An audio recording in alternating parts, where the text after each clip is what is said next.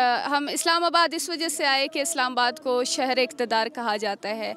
कहते हैं कि सूबों में अगर आपकी बात नहीं सुनी जाती तो यहाँ पर असम्बली है, यहाँ पर पार्लियामेंट है, यहाँ पर सेनेट है, यहाँ पर सुप्रीम कोर्ट है, यहाँ पर हुक्मरान बैठे हुए हैं, यहाँ पर आपकी आवाज़ सुनी जाएगी। और इस गलत फहमी में या खुश फहमी में हम लोग आए थे कि शायद यहाँ पर हमारी बात सुनी जाएगी। और शायद ये पहली दफ़ा नहीं है, इससे पहले भी हम लोग इस्लामाबाद कई दफ़ा आ चुके हैं। हमने डी चौक पर धरना दिया है, हमने लॉन्ग मार्चेस किए हैं। ये पहली दफ़ा नहीं है। और शायद हमारी जगह कोई और होता तो वो ये समझती कि अब यहाँ से इंसाफ नहीं मिलेगी और हमने मायूस होकर वापस जाना है। लेकिन हम कहते हैं कि जब तक हमारे प्यारों की हवाले से हमें कोई ख़बर नहीं मिली है, हम उनके लिए आवाज़ उठाएंगे। चाहे इस रियासत में हमारी बात सुनी जाएगी या नहीं सुनी जाएगी, लेकिन हम उनकी बाजियाबी के लिए आवाज़ उठाएंगे।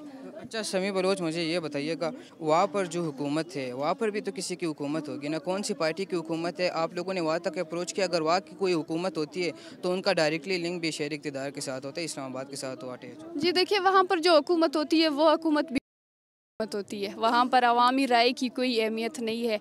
वहाँ पर वो जो ताकतवर अदारे हैं, वो जिसको लाना चाहते हैं, कुर्सी पे बिठाना चाहते हैं, वो आती है, और वो जिसको हटाना चाहते हैं वो चली जाती है। वहाँ पर अवामी राय की कोई अहमियत नहीं है, और ना ही अवाम किन हालात से दो चार है, किन मुश्किलात से दो चार है, ये भी वहाँ के हुक्मरानों के लिए कोई माने रखती हैं। तो इस बात के लिए तवक्को करना कि वहाँ की सियासी पार्टियाँ इस मसले को हल कर सकती हैं, तो ये मसले का हल उनके पास नहीं है। और उन्होंने खुद भी बारहा कहा है कि हम इस मसले में बेबस हैं। अच्छा, अगर मैं समी बलोच से ये सवाल करूं कि आपके साथ क्या हुआ था, आपके फैमिली के साथ क्या हुआ, वो क्या कहानी आप बताएंगे? मेरे एहतिजाज करने की वजह से मेरा घर आज भी के कब्ज़े में है। मैं ख़ुद भी जो है इन्फोर्सली डिसअपीयर्ड हुई हूँ।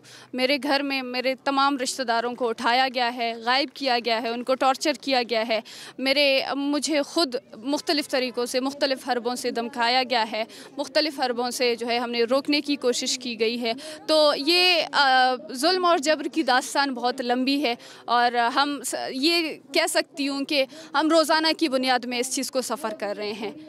आखिर में वजह क्या है? एट द एंड अगर कौन जानना चाहे, सुनना चाहे, वजह क्या है? आप लोगों को धमकाया जाता है, उठाया जाता है, रीज़न क्या है? क्वेश्चन रीज़न यही है कि ये रियासत समझती है आप लोगों के बच्चों को गायब कर देते हैं तो आप लोगों ने बोलना नहीं है, आप लोगों को मशक़शुदा मौसूल होती हैं, आप लोगों ने चुप रहना है। और हम बलूचिस्तान के लोग हैं, हम बलूचिस्तान की बेटियां हैं, हमने चुप होना नहीं सीखा है, हमने बोलना सीखा है, और हम इसके ख़िलाफ़ बोलेंगे। और जब हम बोलेंगे तो वो रियासत के लिए नागवार होती है, फिर उसके लिए जो हमारे लिए प्रॉब्लम्स क्रिएट होते हैं वो हम सह रहे हैं। अच्छा, आखिरी क्वेश्चन लीजिएगा, जब आप इस्लामाबाद के अंदर दाखिल हो रहे थे, आपकी जो तहरीक है, तो क्या हुआ आप लोगों के साथ पुलिस की तरफ से? जिस तरह उन्होंने तो अदालत में ये कहा कि हमने रिलीज़ कर दिया, हामिद मीर साहब भी आए थे हाई कोर्ट में, उन्होंने कहा कि ये सब झूठ है, हुकूमत की तरफ से भी, पुलिस की तरफ से।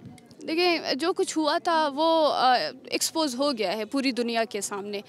वो वीडियोस के तहत, वो लाइव फ़ोटोज़ की तहत कि किस तरीके से उन माओं को घसीटा जा रहा है, और कुछ हमारी माएँ बेहोश पड़ी हैं, कुछ को ज़बरदस्ती गाड़ियों में डाला जा रहा है, हमारे मेल साथियों को उन पर लाठी चार्ज की जा रही है, उन पर वाटर कैनन्स और टीयर गैसेस उनके ख़िलाफ़ इस्तेमाल किए जा रहे हैं। तो ये एक नारवा सलूक और ये बेईमाना तशद्दुद ये एक्सपेक्टेड था इस रियासत की तरफ से, और ना ही ये पहली दफ़ा था। हाँ, बस ये था कि हम एक दफ़ा फिर उम्मीद लेके यहाँ पर आए थे, और इस रियासत ने दोबारा हमें इस बात का एहसास दिलाया कि आप गलत जगह उम्मीद करके आए हैं, यहाँ पर आपको इंसाफ नहीं मिलेगी।